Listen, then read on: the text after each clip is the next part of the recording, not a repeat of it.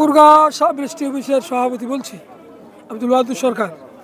আমরা দীর্ঘদিন ধরে অমানবিকভাবে বিভিন্ন জায়গায় বসতেছি।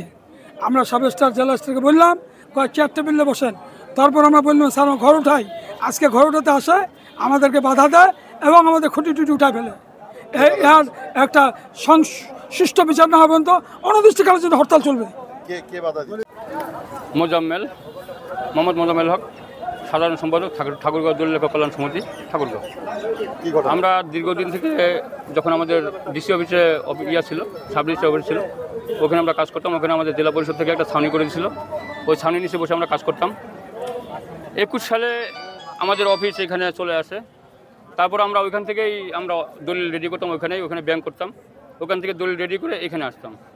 তো বৃষ্টি বাদলের দিনে আমাদের দেখা যাচ্ছে যে মূল্যবান কাগজপাতি আমাদের ভিজে যায়, দলিল রেডি করতে গেলেও ভিজে যায়। তো অনেকদিন থেকে এইভাবে বৃষ্টিতে ভিজে বা রোদ দিয়ে পুড়ে আমরা কাজ করতেছি। এখন আমরা ঈদের আগে আমাদের জেলা রেজিস্ট্রারের সাথে একটা মিটিং হয়েছিল, ওখানে আমি প্রশ্ন করছিলাম যে স্যার আমরা কীভাবে বসবো, কীভাবে কাজ করব, এখানে পাবলিক আসতেছে তাদেরকে সেবাটা কীভাবে দিব। হ্যাঁ, তো ওনারা তখন ডিআর স্যার বললো কি যে তোমরা সামনে বসতে পারবা। যে সামনে বসতে পারবা বললো তখন আমি করলাম যে আমাদের সমিতি সবার সাথে আলোচনা করলাম যে আমরা এখানে বসবো।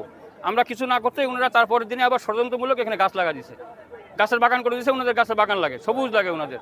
তো যাই হোক, আমরা এখন যেহেতু পাবলিকের সেবা নেওয়ার জন্য এখানে আসে, আমরা পাবলিকের জিনিসটা মাথায় রাখে যে আমাদের একটা শেড লাগবে, ছাপড়া হলেও লাগবে, যেন আমরা এখানে ছাপড়ার নিচে বসে কাজ করতে পারি। অস্থায়ী হিসেবে আমরা এখানে করছি। স্যারকে বলছি যে আমরা যখন আমাদের জায়গা নির্ধারিত হয়ে যাবে তখন আমরা এখান থেকে চলে যাব।